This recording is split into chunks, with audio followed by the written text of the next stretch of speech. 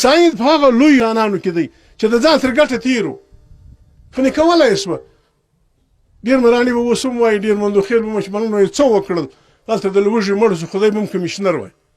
چې کمیشنران شو د هغو قبرونه ته معلوم دي که به ما ته معلوم ما دې خدای ووایي زموږ د وطن چې څه پښتانه کمیشنران دي که به د یوه قبر ما ته معلوم ما دې خدای ووایي د ساین قبر دی په سوو کلونو ولاکه ورک شي دلته اوس خلک شمار کوي پر لارې راتله ماشم خان جوګدی سپین ږیری سړی په مخه رالې را روان دا هاشم خان چیش دی د ساین سره له چمنه خلک را روان دي له هغه لرې درابڼه را روان سوي دي له هغه مسخیل را روان دي د څه دپاره په هیل خو نه دی ورشریک خو په دې راغلی دی چې د ځان مشر یې بولي د ځان مخکش یې بولي د ځان د لښکر میر یې بولي محمد اکا اول مرد ما ته خبره کوله دا محمد دا نو لې به ناست دي د ساین راته ویل ما ساین ته اوس په څه بلاغته ول دول دا لوی غر وینې دا کسې غر ول ما ورته هو ول دول په دې کې هم دومره ورکوټې سوری کړی دی مکتوب الله یا ټیمه کې شی مې ورکړی دی داسې داسې ښوروم نو دا خو ډېر کوچنی شی دی دا لوی غر به ستا په خیال نه وښوري زه په لګیا یم دا غر شوروم غر معنا دی پر دې کام چې د مریتوب پر دې کام چې د غلامۍ پر دې کام چې دا تور خپس که ناسته ده دا ولاړوم د نوره نه که پسې پره زه دا ویایم تی پر موږ ګواه اوسې انشاءالله تی خیالي لاس پر ژیره کې دعا راته وکړئ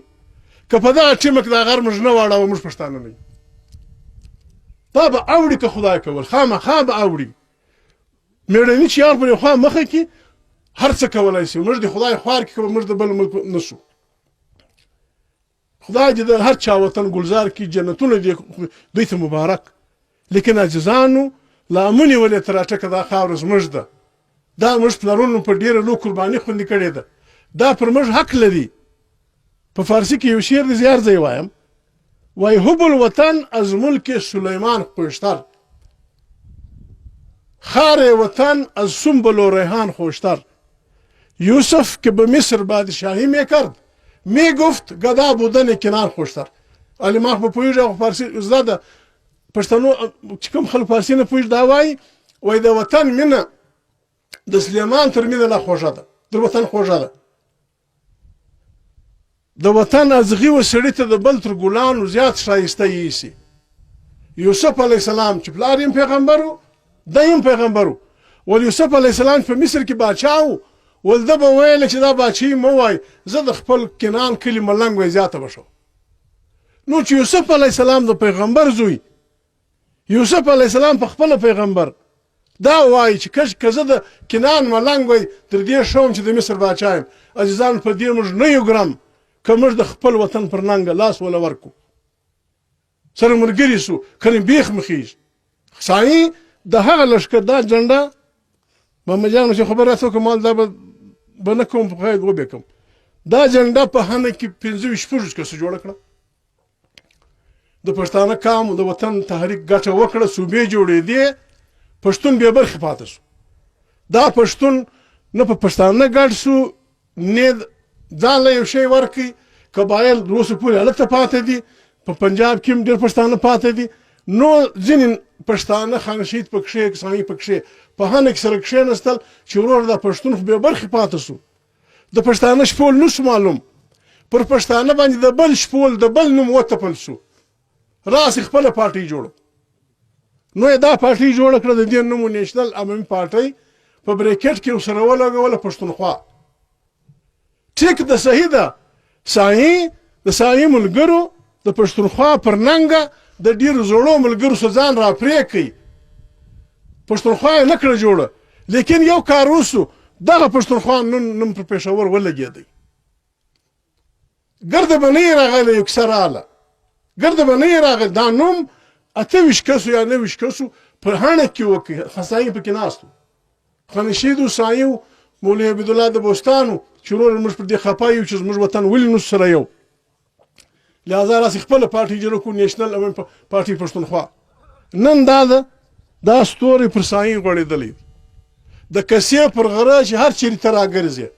هغه خلک چې زموږ د ملګري خفه کېږي به نه زموږ وروڼه دي زموږ عزیزان دي چې هر چېرې ته راګرځې پر یو راغه باندې دا جنډه ولاړی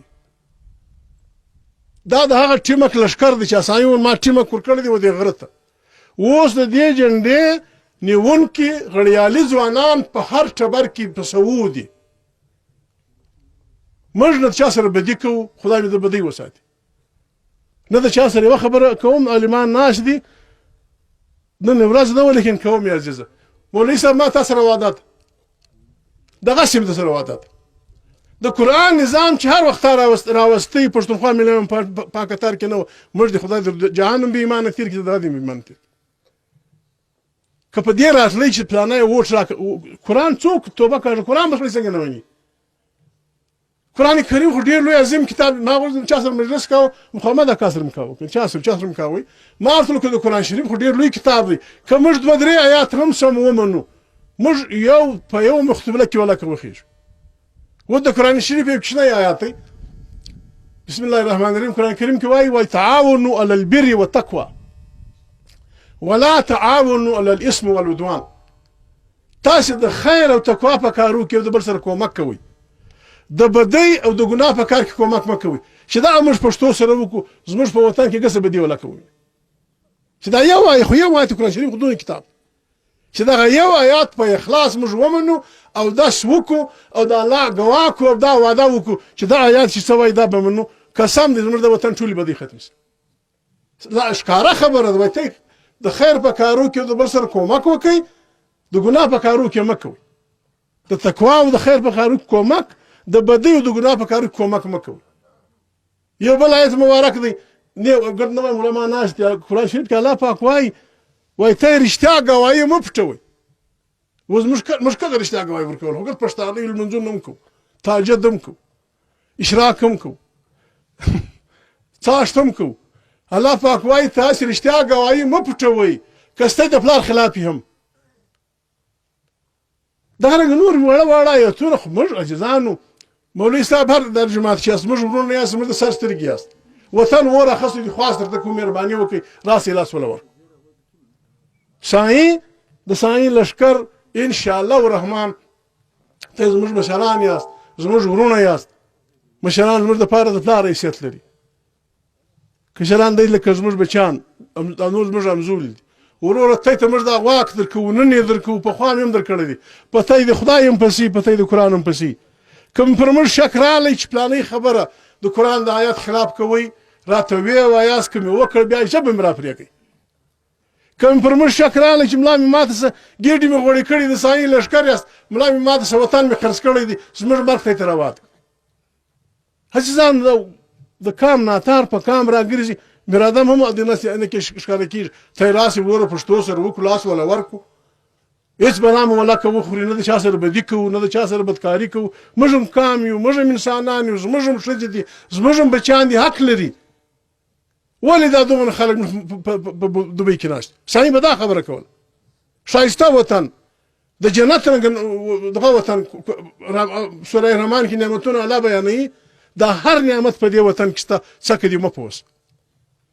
دوی موږ ولې موږ یې خرڅوو د سایي لښکر دا و موږ خو واده کړې ده ته موږ نور څه نشئ کولی عزیزانو دعا خو راته وکړئ پر دعا خو مې کارتوس نه کارېږي دعا خو راته وکړئ هېڅ بلا موږ ولکتی خالي دعا راته وکړئ چې وروره یاره ګړندي مړونه مې ملسئ ګړندي مړونه خو ته یاست عزیزانو ګړندي مړونه دا زموږ یو ګړندی مېړه دغه ویل فتح خان بړیڅ په نقل کې دغه ول د شپېتو بړیڅو ورځ په ورځ کامۍ هندوستان د سرو مچیو ګربینۍ دی د شپېتو بړیڅو ورځ په ورځ کامۍ 22 کاله کېږي زموږ سرونه پرې کېږي دا غړیالی کام دی که بل کام وایي ښځو به هم ژړل